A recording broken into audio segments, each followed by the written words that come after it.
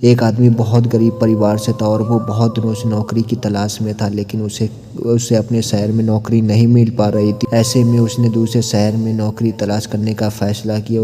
उसने अगले ही दिन ट्रेन पकड़ ली और दूसरे शहर की तरफ रवाना हो गया। उसके माँ ने एक टिफिन में रोटी रख दी थी। वह आदमी इतना गरीब था कि उसके घर में सब्जी नहीं बनती थी, क्योंकि सब्जियों के लिए पैसे चाहिए थे। लेकिन ऐसे में उसकी माँ ने रोटी ही बनाई थी और उसको टिफिन में रख दी। जब उसका आधा सफ़र तय हो गया तो उसे भूख लगी। उसने टिफिन निकाला और रोटियां खाने लगा। जिस तरह से वह रोटियां खा रहा था, उसके आसपास बैठने वाले लोग उसे देख रहे थे और वह पहले ही रोटी तोड़ता फिर टिफिन में घुमाता, जैसे कि उस टिफिन में सब्जियां और फिर निवाला बनाकर उसने अपने मुंह में डालता। ऐसा लग रहा था कि मानो रोटी के साथ सब्जी भी खा रहा हो। उससे हैरान से देख रहे थे। वह ऐसा क्यों कर रहा था, उन्हें समझ नहीं आ रहा था कि एक आदमी ने उससे पूछ ही लिया, भाई तुम्हारे पास केवल रोटी ही है, तुम रोटी को घुमाकर क्यों खा रहे हो? उस आदमी ने जवाब दिया कि मेरे पास केवल रोटी है, लेकिन इस थाली टिफिन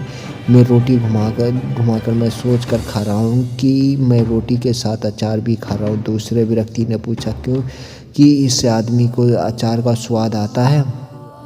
उस आदमी ने कहा कि हाँ, मैं रोटी अचार से सोचकर खा रहा हूँ तो मुझे स्वाद भी आ रहा है। उसके पास बैठने वाले लोगों ने यह बात सुनी तो एक आदमी बोला कि अगर तुम सोचा ही था तो अचार क्यों सोचा? मटर पनीर, शाही पनीर सोच लेते। इस तरह हम उन सब्जियों का भी मज़ा ले पाते। तो दोस्तों, उससे हमें ये सीख मिलती है कि बड़ा सोचो तभी सफलता बड़ी मिलती है। अगर आदमी के सपने बड़े होंगे तभी सफलता भी बड़ी होती है। इसीलिए आदमी को बड़ा सोचना चाहिए। ज़िंदगी में अगर बड़ा करना है तो आदमी को अपनी सोच बड़ी रखनी चाहिए। अगर आदमी के सपने बड़े होंगे तभी सफलता भी बड़ी मिलेगी, लेकिन शुरुआती छोटे से ही होती है, जैसे कि बूंद बूंद से घड़ा भरता है।